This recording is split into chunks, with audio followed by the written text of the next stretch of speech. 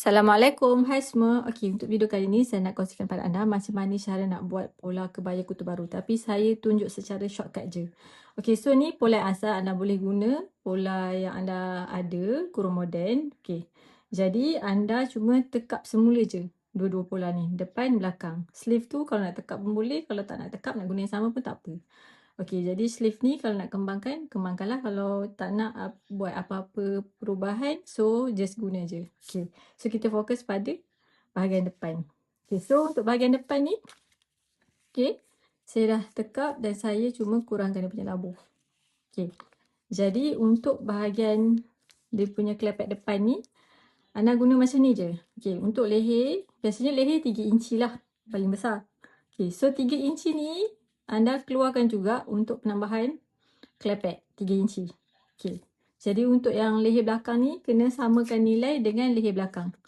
Okey, so labuh baju belakang pun kita kurangkan juga sama macam labuh untuk baju depan.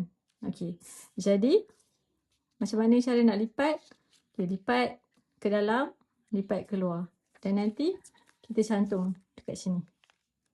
Okey, jadi untuk dia punya lapik tengah baju, nilai yang sama 3 inci ni, itulah nilai yang sama, nilai yang dah siap. Maksudnya nanti kena ada tambahan lagi untuk kita jahit tindih. Okey, untuk labuh ni ikut kesesuaian yang mana nak. Biasanya melebihi daripada pusat lah. Okey, jadi saya tunjuk hasil yang dah siap. Jadi ni pola asal, kita ubah kepada pola ni. Okay, so ni hasil. Okay, so ni hujung leher. Okay, ni pun hujung leher sebelah lagi.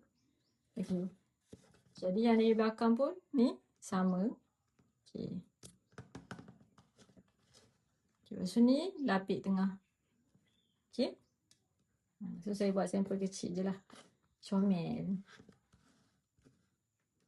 So semoga bermanfaat untuk anda. Selamat mencuba. Terima kasih kerana menonton. Bye.